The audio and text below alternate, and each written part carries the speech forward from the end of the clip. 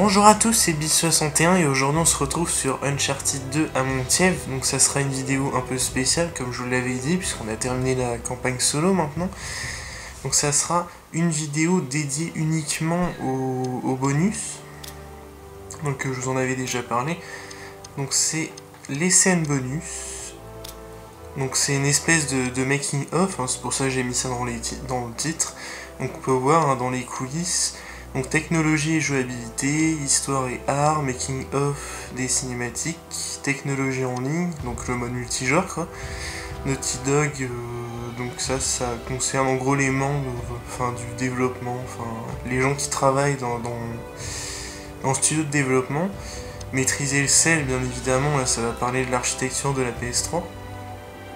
Et à la fin dans la peau d'un développeur en gros, ou d'une personne qui travaille chez Naughty Dog. Donc voilà, en gros, donc ça c'est une petite bande-annonce animée test, alors je préfère pas vous la montrer parce que bon c'est juste un vieux test, hein, c'est pas très beau à regarder, et en plus il y a une vieille patte, donc le logo de Naughty Dog avec deux notes distribute, je crois, un truc comme ça, en gros ça doit pas être distribué, donc sur ces vidéos là il n'y a pas de ce genre de logo, donc j'espère que j'aurai pas de problème, hein, mais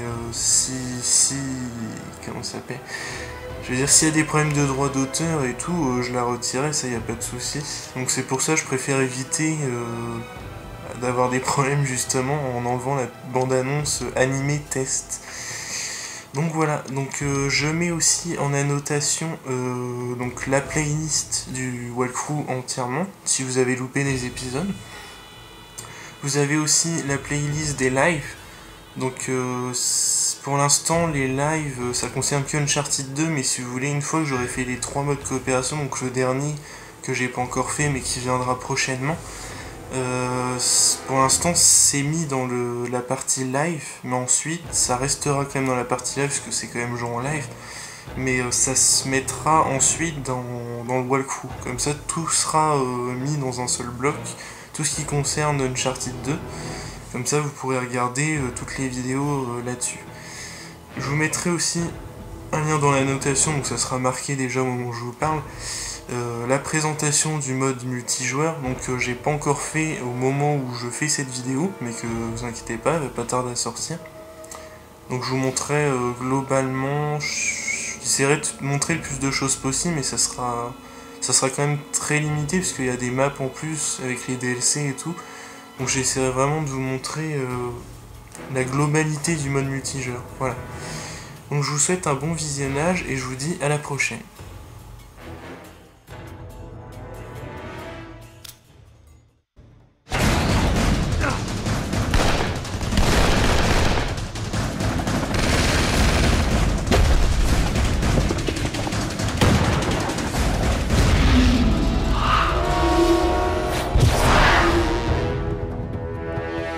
With Uncharted 2, we really wanted to not only tell a really compelling story with interesting characters, but we wanted to just put you in these over-the-top cinematic set-piece moments that feel ripped straight out of a summer blockbuster movie. That lets you have control over Drake as you're having to play through those set pieces. So we wanted to just give all the technology we could to the engine to allow us to create these moments. What the hell are they doing? On PlayStation 3 for our first game, we were using probably only 30% of the power of the cell, and this time we're like getting close to 100% of like using all the power of the PS3, and how can we use it just to make the game look just beautiful and have better gameplay and just more everything over the top and all that stuff. Uncharted 1, when it was a hard project because we had a lot of new IP, new team, new system, new engine, new everything. I would always say Uncharted 1 was like doing brain surgery with a chainsaw. In Uncharted 2 is a totally different beast. We have precision instruments now that freed up a lot of time for the production, and that was huge because that gave us the time to do more creating rather than R&Ding.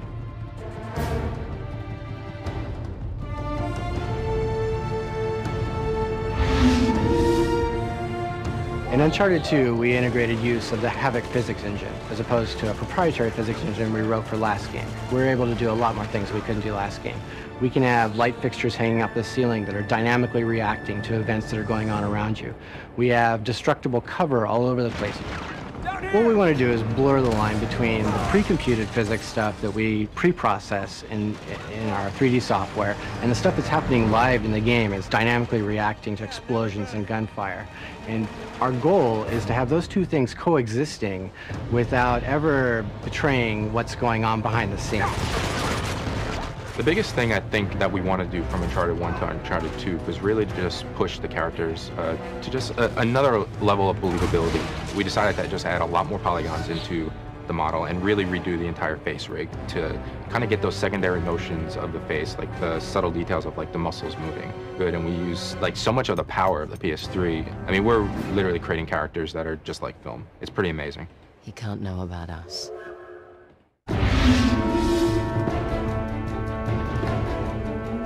We often talk about moments in the development of Uncharted, but they're these iconic images packed with drama and a spirit of adventure, and so the train was definitely one of these.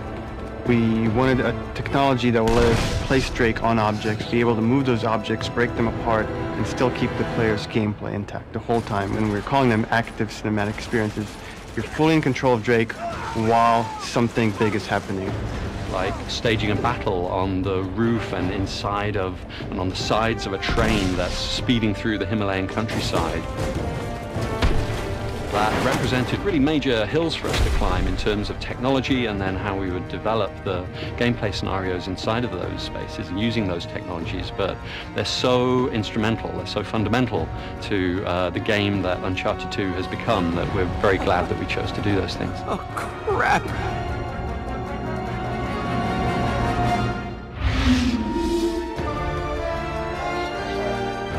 With the Uncharted franchise, we really are bringing a unique set of gameplay mechanics that no other game is providing. We're a third-person cover-based shooter, but we also have a hugely expansive traversal moveset. So we've got characteristics of a platform game, and then we've got great hand-to-hand melee combat, so it's all seamlessly fluid, and Drake just really feels like a fully realized human being, and anything that you think you could do, Drake can do. So in Uncharted 2, we had three pillars of gameplay. We had traversal, we had gunplay, and we had hand-to-hand combat. And we set up scenarios, and we changed the animations. We did all these things that would enable you to kind of seamlessly go to any of those things at any time. And so we really wanted to kind of give that really good cohesive feel to your entire experience.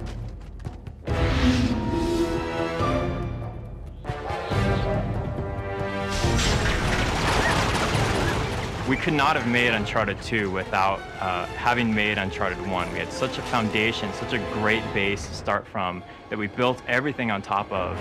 And so our goals for Uncharted 2 were to just really expand even more. We're constantly having to find ways to optimize and to, like, how can we squeeze more in during the experience? And we have more than achieved that goal. We've definitely outdone ourselves on this game. Oh God, be careful.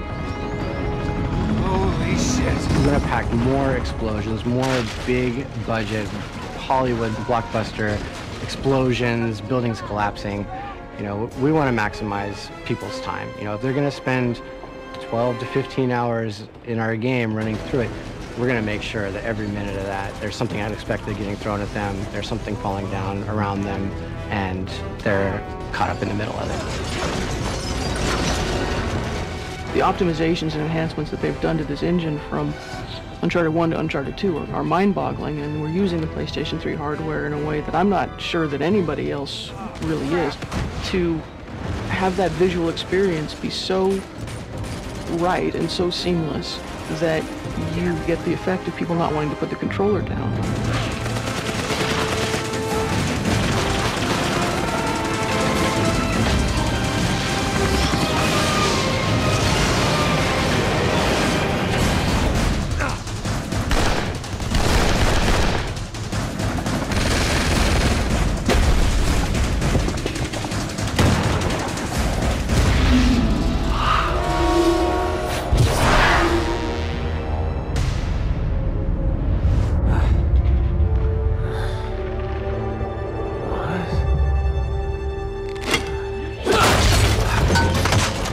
faced a huge number of challenges in making Uncharted 2 Among Thieves. One of the things that we did right at the beginning of the project was to write out kind of a list of the rules by which the Uncharted world operates. It's very much a game about exploration and discovery. It's kind of larger than life, and it has these characters in the world who are often eccentric or surprising. Yeah, well, payback's a bitch.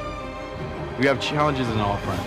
It's how do you create a grounded character in a grounded setting, trying to get the pacing right, not only in the story and the cutscenes, but in games, so they actually start playing the way that we're drawing them in the story. They need to look and react that way in the game as well.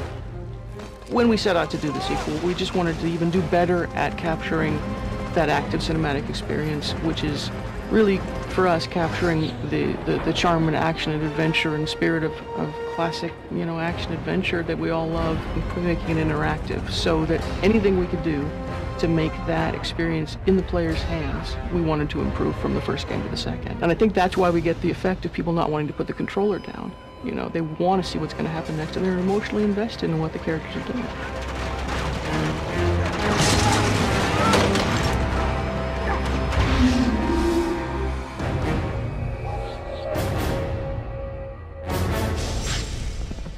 He's got a really unique character in Nathan Drake, so we really wanted to delve deeper into the character, figure out what makes him tick, and expand the cast of characters to allow him to have a lot of different individuals to play off. Nate, this is Carl Schaefer. How are you feeling? I think within the video game landscape, he stands out. I mean, he's got a real relatable character. He's an everyman. He's fallible. Nate. No, Elena, I'm done. Now, come on, I'm through playing the hero. We knew that we wanted to expand on his character, to explore flaws and conflicts without losing what we thought was at the heart of our story, which is humor and charm. Yeah, good luck, Belle. I mean, that's almost impossible to... Oh, you did it. Nice. And, there's even elements of romantic comedy, which I think is unusual in games. If it makes you feel any better, my relationship with Flynn is strictly professional. Really? Mostly professional. Oh. True character is defined by the choices a human being makes under pressure. So that's what we try to do with Nate, is throw something at him that just pushes him enough, right, up against the wall, that forces him to kind of be cunning and skillful, and then thus become the hero in the story. And that becomes sort of the core of the story, is seeing, when people are put in a crisis, their real character comes out. And then how the people he surrounds himself with, his friends and his colleagues, react to the same crises, and what that says about his character. We've got Sullivan and Elena and a new character, Flynn, who's a longtime partner and associate of his, and Chloe Fraser, who's his sort of new romantic interest. I'm sorry, do you have a plan to go along with that grenade? Yes, I do. And all these people sort of are satellites around him that reflect different aspects of his personality and pull him in different directions. And then we want to just see what happens when the shit hits the fan. We can't just leave him here to die. He is as good as dead already, and so are we if we don't go now. Then go. Yeah, nobody's stopping you.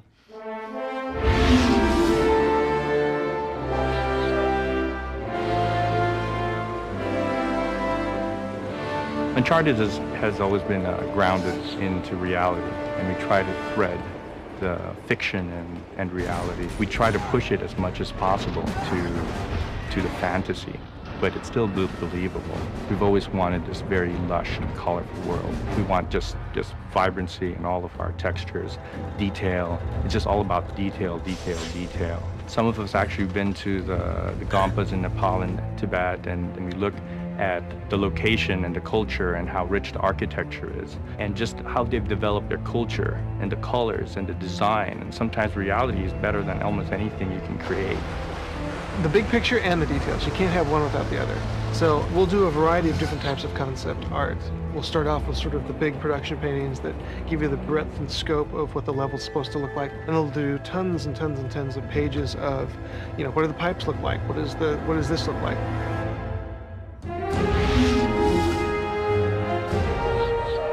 When we set out to figure out the stories, we know that we always want to base it on a real-life historical mystery. Our catalyst for this story was a real-life story about Marco Polo. He's one of the first Westerners to travel to China as a trader, as a merchant. And the mystery surrounding his return home was what we used as our launching point. Marco Polo leaves China with 600 passengers and 14 ships loaded down with treasure from Kublai Khan. Now he lands in Persia a year and a half later.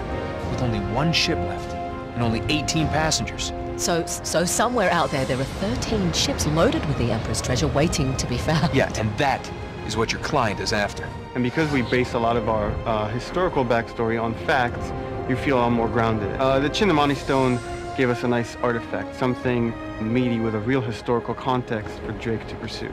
So here we have this artifact that somehow ties into Shangri-La, and that was another grounding for us. A lot of people pay lip service to trying to tell a good story in a video game, but they don't really take the steps necessary to deliver on that promise. And our team really has embraced that challenge, and I think we're providing a level of character-driven plot that most games just aren't capable of doing. And we combine that with a really rich gameplay experience that weaves that narrative into the game as you're playing it, and it's just that whole package that we're bringing is what I'm most proud of. But what is it they say? Fortune favors the bold. Right. Lucky me.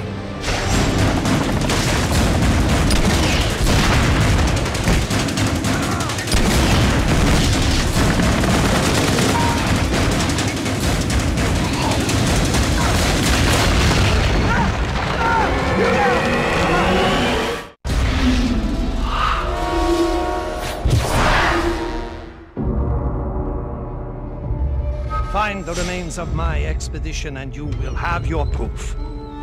Tenzin will guide you. One of the advantages of having actors who do both the voice and the physical performance on the stage is that you get this unique energy when actors interact with each other that you just don't get when you record everybody separately in a sound booth. Hello. Oh! Whew! So much for foreplay. We allow a certain degree of improvisation among the actors. You know, we have the scripts. They're never necessarily set in stone. If we come up with something better on the day of the shoot, or if one of our actors comes up with a funny ad-lib that works, you know, we use it. And if you record everything beforehand with completely different people, you'll never get that. That was great. I love that. The actors and the director, the motion capture director, really kind of treat their sequences like miniature plays, and they block them as if, you know, they're performing in front of a live audience, you know, but because there is no real camera there. There's, you know, virtual cameras all over the place. A girl can hit harder than that. We work from an outline that we created at the beginning of the project. We flesh out the script and we work on the scenes as we go, and then when we get into the studio, we have a rehearsal day with the actors, we revise the material together, we get it up on its feet, and we block it as if we were shooting film. Then the next day we get together and shoot it for real with the full crew there and the mocap suits and everything. And even then we revise them on its feet. So it's a really different process that most video games use. What is it? We split the take. We split the take 3 ways, then you and I disappear together. There's been a lot of instances where you have studios who record the voices separately from the mocap, and the end result almost always looks, at best, looks like pantomime, and at worst looks like people running around flailing their arms. Let's not forget who walked out on who. The nice thing about motion capture is, unlike a live action shoot, where, you know, if one person is okay in one take but the other person isn't, you're kind of having to choose between one or the other. I can choose anybody's take from any performance at any time so that we can always get the best possible result. The reason we were actually trying to capture the audio on the stage is because that's basically when the actor's in the moment and they're giving their best performance, and it just feels a lot better than when we ADR it. Often that feels, you know, kind of canned. You are the reporter who has been biting at my heels. You better pray that he is not bluffing. When I really get involved is really on the day of mocap shooting. So I'm there on the stage as we're recording the scenes, shooting the scenes with the actors, and I'm listening for continuity between takes. I'm listening for the right emotional tone between the actors. I'm listening for noise. I'm listening for all kinds of pollution in the sound. And we do a bunch of takes. I'm paying attention to it from sort of the holistic overview of how the performance fits into the larger story, into the script as a whole. I'm listening for the writing, whether it's working, whether what's on the page is coming out on the stage. I place the cameras where I think I'm going to get the best most effective performances out of everybody, best establishing shots, best close-ups. And when the scene calls for it, especially in the more action-oriented scenes, we always try to add a bit of a handheld feel to the whole thing as well. Once Josh has decided which takes and which masters and all the time codes of the motion capture that he's going to order, I'll stitch it together. He gives me the leeway to make the timing feel good. It feels energetic. Then I go through all of the takes that we've recorded on the stage, not just the ones that we've selected. I'll make my best cut out of all that dialogue. Now, come on, I'm through playing the hero. Your adversary will not give up so easily. He will not stop until he possesses the thing he desires. The actors give us such great material on the stage, and when we come in, we have to complete that performance and make these characters really alive and who they are. That usually starts off with looking at what the characters are touching and what prop manipulations and how they interact with each other.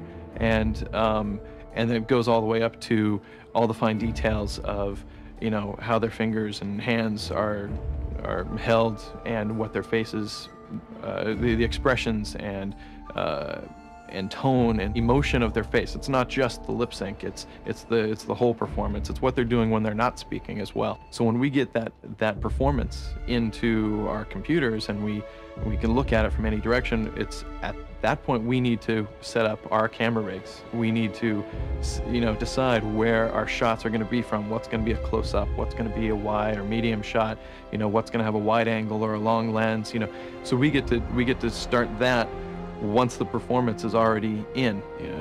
We like to do a lighting study, what we call a lighting study, and look at the action, look at the location, understand the story point, really look at the subtle motion, the interaction of the characters, try to pick, some real, hero frames, some key points, some key frames in that story point, in those scenes, and really light those to really bring the action to life. We start to move lights around in real time in the game, so we can grab a hold of the sunlight and move it around and see, oh yeah, that angle of lighting really works nice on the character, and it really brings out the right emotion, so we get the right angle, marry that with the right color. Now we've got a compelling shot developing. My relationship with Flynn is strictly professional. Really? Mostly professional. Oh. Often for the sounds in Uncharted 2, we will go out and actually do field recording. We've done that with a lot of the environment stuff. We also, record a whole lot of Foley as well. So, because we have all the characters that we have to cover, and their movesets are really, pretty extensive.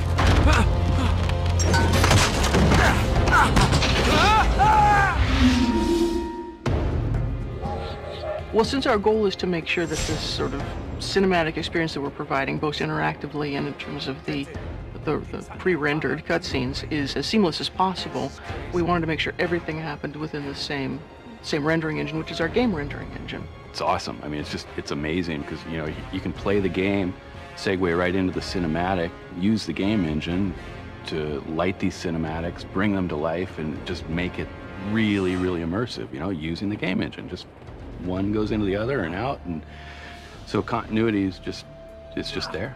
Because we have the same assets that you're looking at in game and in the movie, we get that seamless cinematic experience. It's really, really unique.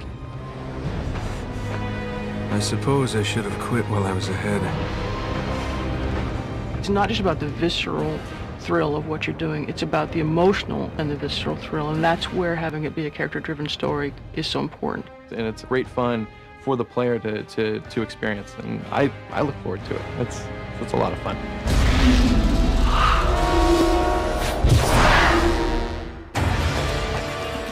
The biggest challenge we got when we started was animation. I mean, everybody's been raving about our animations on the first one. We've been pushing the boundaries even further, on Uncharted 2 Among Thieves. And we're like, okay, that's great, but how are we gonna make that work online? I remember I got really excited when I got on my monitor 2 drakes running around. I called everyone in the office, hey guys, come on over. And everybody saw right away the potential. We were like, okay, that's huge. We spent a lot of time working on our technology to just bring animations across the network so that you can see the other players at the same quality you would see just NPCs or enemies in a game. Now we have all the fluid animations, all the climbing, all the jumping, you know, all the special moves are all in the game, which is really awesome. We really push the boundaries. We try new things nobody tried before. Everything that we do in single player shows up in multiplayer. You can see player movement as detailed as possible, like you will see them if they were like next to you.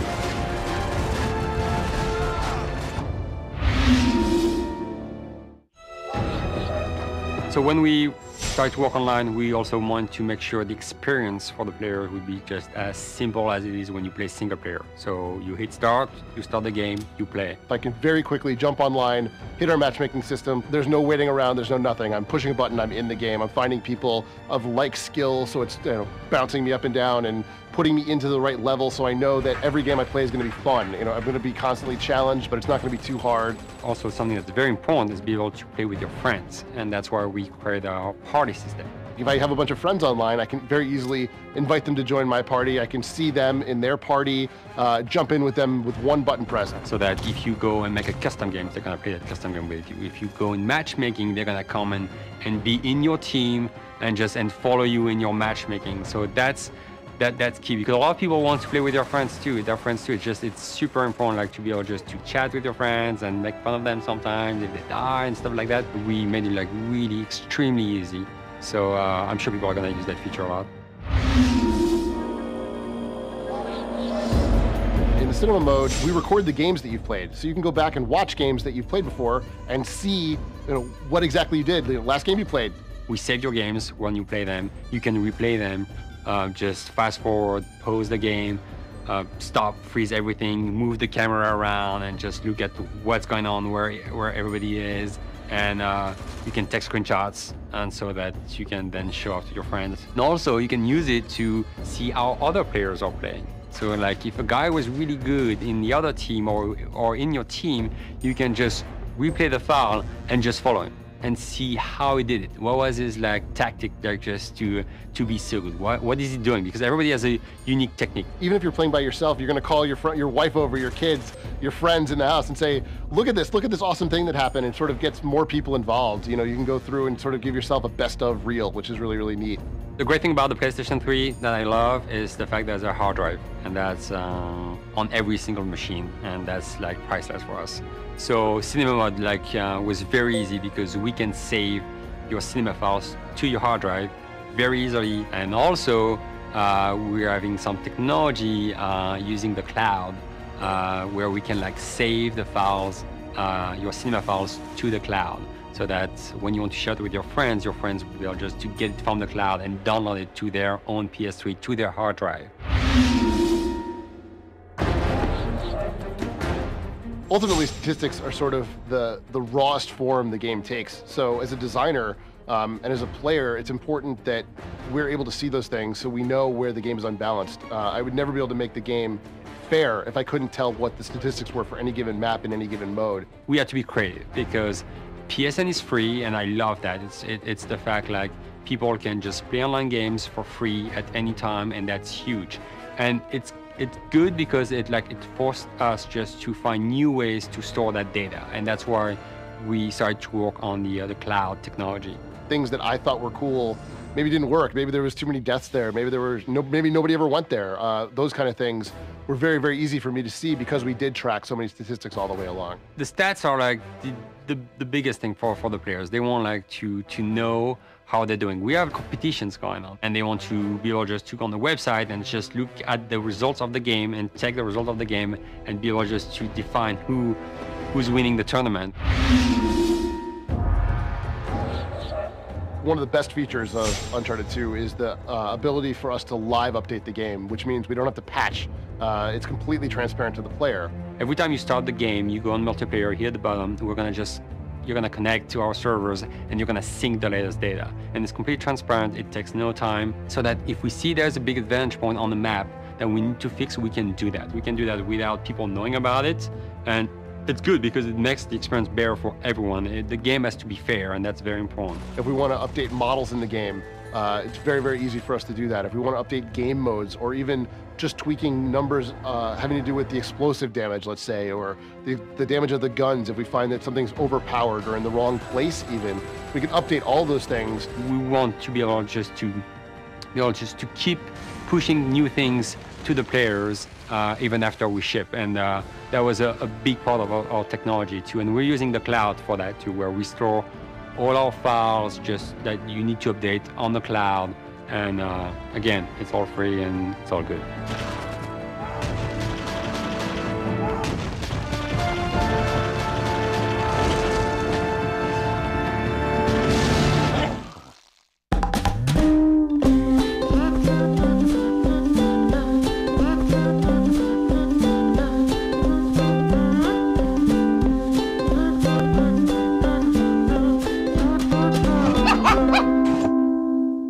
Welcome to Naughty Dog. Hey, how are you? It's a good job. You know, they use the word family a lot here. It's like family, you know, dysfunctional. Yeah, it's fun. It's like having brothers in a weird way, like really gross brothers you don't like. I hate them all. It's like having a bunch of brothers and sisters around. Now it's like I've worked here long enough that I've got to know these guys. Like, you know, like my brothers, like that dude over there. Yeah, so, yeah. It's a nice little kind of marriage, so to speak. And the people are really great to work with. It's a nice atmosphere. We hate each other sometimes, we love each other sometimes. But I've found a happy place here. I've never had this intimate of a relationship with my coworkers in the sense that if you have a problem with someone, it's almost like you're dating them. You go outside and you'd be like, you know, I don't really appreciate the way you were talking to me that one day. We have lovers' quarrels often. We hold hands a lot. Yeah. We come into the office, he'll bring me breakfast. Camera is like, yeah, kind of does censor us a little bit. It's unfortunate. I can throw things at Marianne, so we're good. We're a good team. It's good being a game designer at Naughty Dog. We have a lot of fun. Know thy player, know thyself. Oh, get out of here. Yeah. It's just like home. Just like home. Oh. One of the things that appeals to me about working here is the collaborative environment. I mean, the way it affects the work is that pretty much anybody can say anything at any time. We are a special kind of company in as much as pretty much everyone here is a game designer. Everyone here is a game designer, but everyone at the company is encouraged to have input into the process of creating this game. It's really collaborative. I mean, everyone just kind of works together and bounces ideas off of each other and stuff like that. Yeah, it's from the president on down. You can go to anybody and say, hey, how are we going to do this? How's this going to work? I can't tell you how many times I'll be sitting here and then hear somebody have a conversation over there and go, oh, wait, I know how to solve that problem. Or I'll be talking to somebody and somebody else will say, hey, wait, you're doing this wrong. I know exactly what you should be doing. I just go to talk to anybody, like, hey, man, I need some help with this. You know, you're this guy, you're the lighting guy, you know, can you help with this? It's cool because you can just pop your head up over a pod and say, hey, Tate, come here. And he'll come help you. Everyone's so proactive.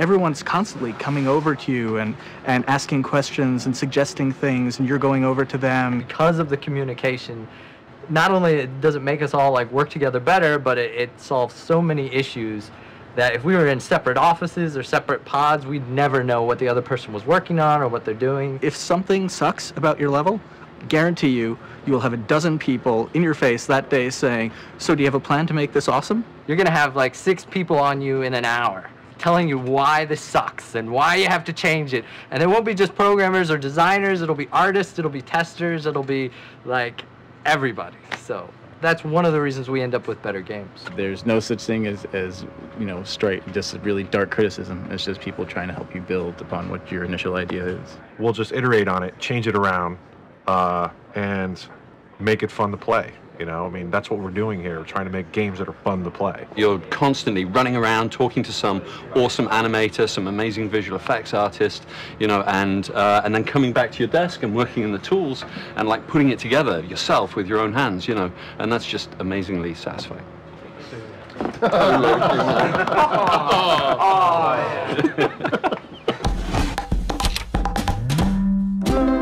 a privilege and a pleasure to work with everybody here because they're, you know, respected in their fields. They're very good at what they do. Everybody here has 3 things in common: talent, determination, and passion. Naughty Dog is just made up of many, many extremely creative people who are, I think most importantly, really concerned about getting their own work looking as best as it can. We recognize everybody's strengths and we leverage everybody's strengths. They've collected a bunch of people that are you know, really competent and really good at what they do, and they, as much as possible, try and stay out of their way and let them do what they do. I haven't met a single person at this company who doesn't know what they're doing. When I found out that I got my job at Naughty Dog, I freaked out. I called everybody, I screamed, I jumped around, I danced. It's really hard to get a job here, so once I was able to get a job here, I was like, yes, finally.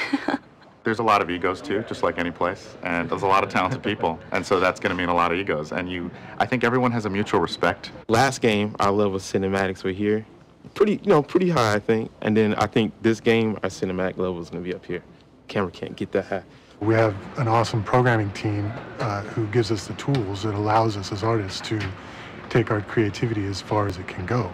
They're not completely focused exclusively on the technical implementation.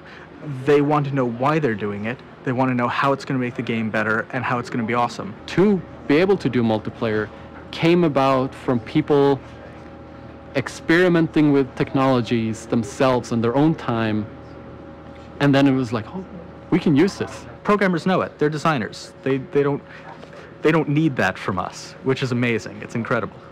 And it also makes us feel like frauds. Well, it's different from a lot of places. There's not a whole lot of structure here. There's not a whole lot of hierarchy. We really try to break down the hierarchy so there's not all these kind of levels of like, oh, well, he's somebody, so he can't say this and da-da-da-da. You want to just go directly to the person who knows what they're doing, so you don't have to go up the hierarchy and down again. You just go straight there and get it done and get it fixed much faster. Because of that. All of them do work. No one's a suit here. So you respect them because they know what they're talking about. People who tell us what to do are the people who are actually creating the game themselves. So it's good because they know what they need. It's run by artists and programmers and people that care about what they're doing.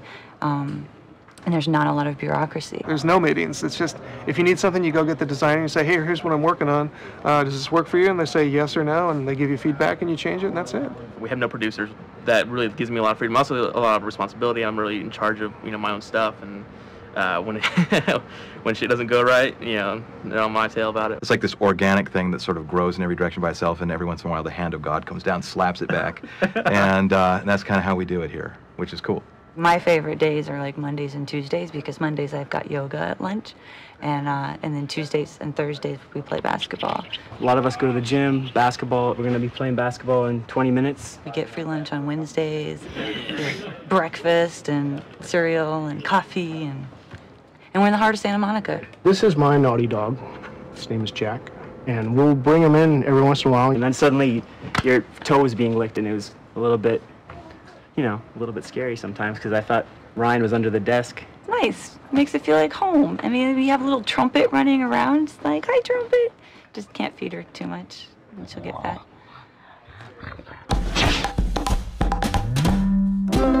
Dude, how's that? I'm like, it's awesome. I'm sure it'll be awesome. It's an awesome thing. It's been awesome. It was awesome. It's awesome. Awesome. Working here is just awesome. It's pretty awesome. Make it even more awesome. And you're like, okay, we're on the same wavelength. Make it awesome. Make it awesome. Good. And then you come back like a day later, and it's there, and it's awesome. Awesome? Really? That's the word they use? Man, we thought the designers had a better vocabulary than we did, but apparently not. Yeah, but I've been saying the same thing over and over again. It's like, we're here to do one thing, and that's make a great game. It's really about having passion for what you're doing and want to see it through. And that's, really the through line for the last 10 years that I've been here. And I think we'll continue to be. That's the only way we can get the perfection and the quality that we get. Of the 13 years I've been here, it's probably the strongest Naughty Dog it's ever been. Definitely. Put it against your head like Michael Jordan. Good. Let me start that again.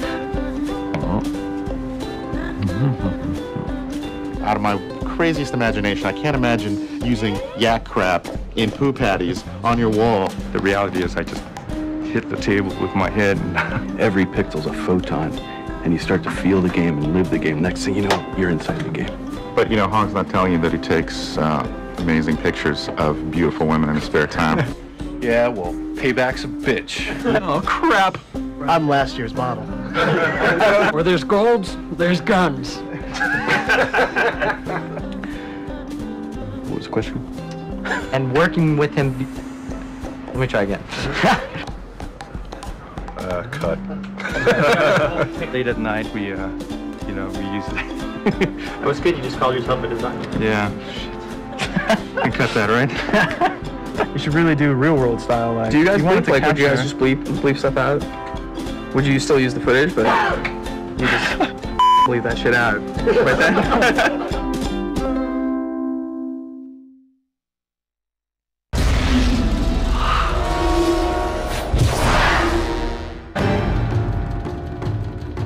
For Uncharted 2, we had a little bit more time, and so we could really attack the hardware this time around. We saw a huge target in helping out the graphics chip by offloading some of the work to the SPUs. And when we started doing that, we realized that the SPUs are really good at doing this kind of work. We added more functionality to it so that it all could be done on the SPUs and really efficiently, and with much higher quality than before. Our characters, they typically have 80,000 polygons in one character, like the main character. In total, what we try to push through to the graphics chip is about 1.2 million triangles that we try to draw every frame. We do a lot using the cell processor. We make heavy use of assembly programming, which is really nitty-gritty programming. Uncharted has animation blending as a core feature of our technology, a core feature of how our characters move, and it's incredibly unique to the way we're approaching the problem of producing a really high-quality animation. We can have animations that range anywhere from just a couple of animations to up to 20, 30 animations at one time affecting a character, affecting them in various parts like hands, face, shoulders, back, and legs. You don't have to have an animator animate every single possible combination of the player putting away his weapon while jumping or running and shooting or all these different things. Really, no animator can animate enough animations to produce the same look that we've been able to do by mixing and matching, by layering animations on top of each other, by blending between animations even on different layers. And that really gives the player a lot more control over what he wants to do that's not limited by our animators. We added more functionality to it so that, for instance, the camera motion blur, it all could be done on the SPUs and really efficiently and with much higher quality than before. So we added lots of things on top of it, including bloom and downsampling, the focal blur. And the interesting thing about the focal blur is that we're actually being very accurate, so that when you fight with a character, we can focus on what's happening in close combat. Whereas when you aim at someone far away, we can focus on what's happening far away, and things that are near blur out. So it really guides your eye, maybe in the same way that your eyes focus on something in the distance or close. Now that we don't have to do the post effects using the graphics chip, that means that the graphics chip can do more, which means that we can render more polygons and have more interesting background. So all in all, it's a huge benefit for the graphics. Oh, crap.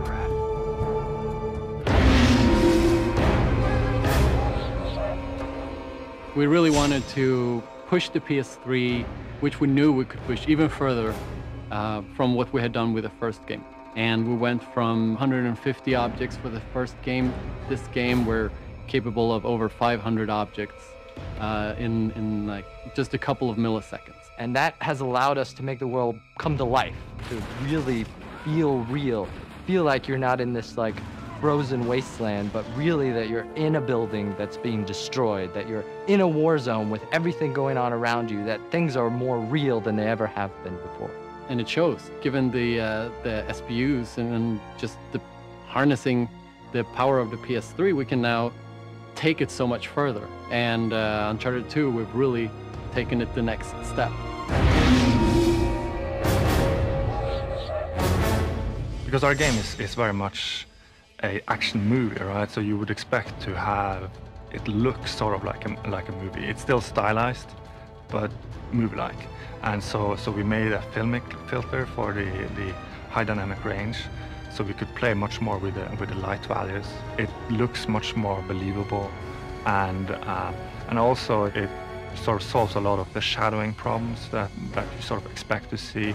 So it really puts everything together in a sort of a cohesive way. Hard to do, but the benefits are huge because you can make real magic happen.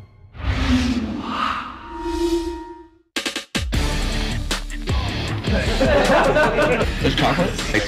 You look for it.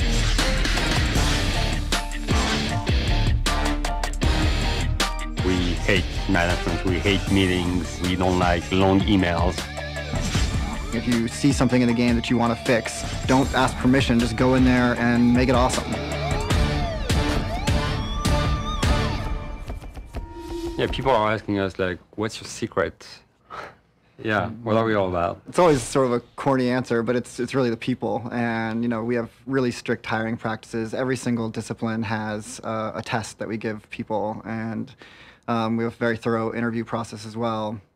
We really want to make sure that the people we're bringing in are going to work with the way we like to work, which is everybody's got to be very self-motivated, self-starters. We don't have very much management. We say like, we don't hire people so they can work for us, but we hire people so we can work with them. We hired people because of their talent and their creativity, and we want people just to get in there and collaborate, because that's where the magic happens, really. I mean, when you've got a programmer working with an animator or a modeler working with a text artist, and they're sitting right next to each other and they're communicating on a daily basis. Like bureaucracy or hierarchy, all that stuff. That's just like, this is not us. And we are like just trying to be as plain as we can in terms of our organization, try to be efficient, go to the point, and get it done. Just like we trust everyone just to be on top of what they have to do. Well, and that's the thing. I mean, I think we're somewhat spoiled because, as we're saying, we have this amazing team, and we've got these people that we can trust, and they're going to do great work even if they have very minimal direction. No.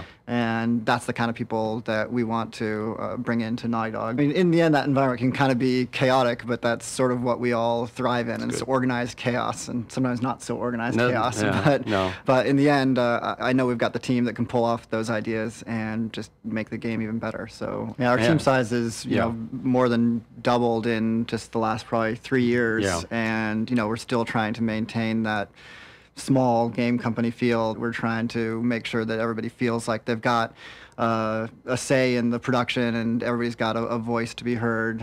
I feel like every single day I come to work, I learn something. You know, I'm being pushed by my peers around me to you know, keep up with the state of the art. After shipping a game, we like tell people, you know what, just go ahead. I mean, just try things out. You have no direction whatsoever. You have 3 months, do whatever you want to do. Actually, a lot of the greatest ideas that ended up in the game of Uncharted 2 came out of that period of time, that first 3 months between Uncharted 1 and when we fully hit production of Uncharted 2.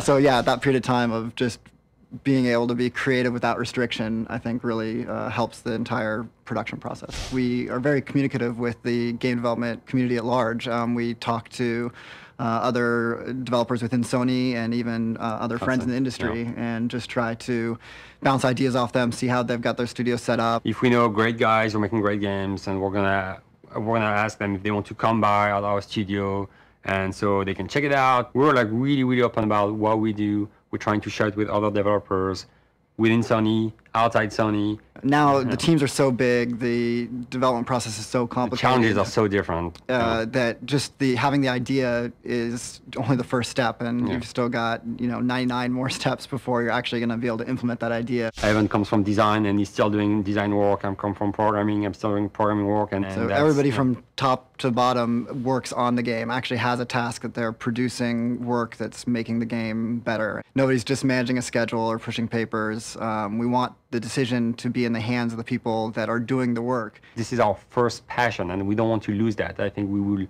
probably lose some of the energy that we have if we can spend some time doing what's our first passion. Somehow it works, and cross our fingers. But yeah, it works.